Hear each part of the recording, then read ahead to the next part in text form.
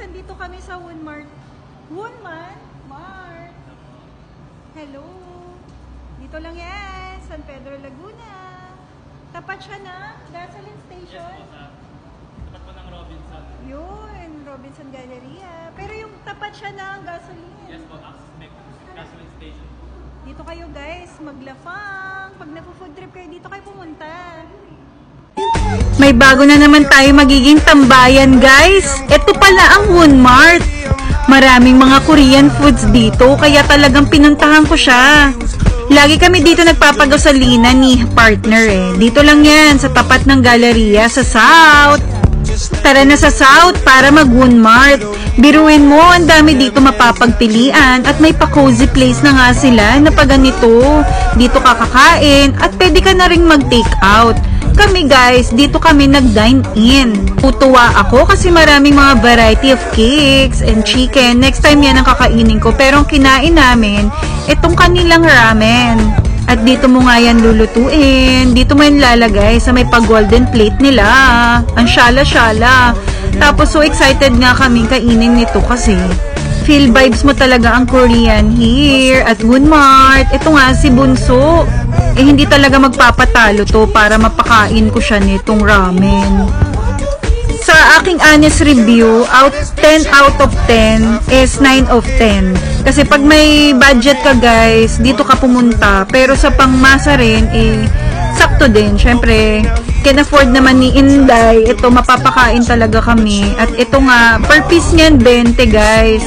Yung toppings. Tapos, makukuha mo siya na sa 180 plus. Tapos itong cake naman na blueberry cake nila is around 145. Kaya pag may budget ka na, pabudol ka na dito. At dito na kayo lumafang.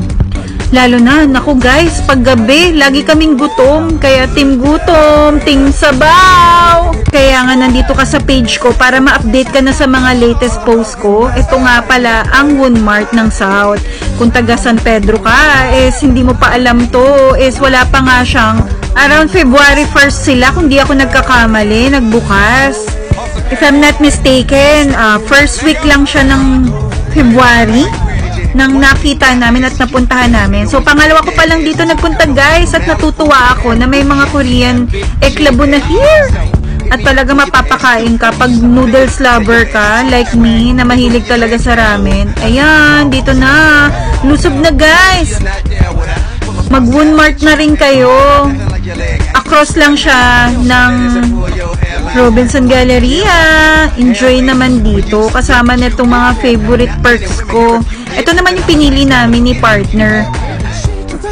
Nasa 150 something or 145 lang siya guys. So yan. Hindi naman halata na matakaw ako. Kaya ito, isi-share ko sa inyo ang aking food vlog for this day.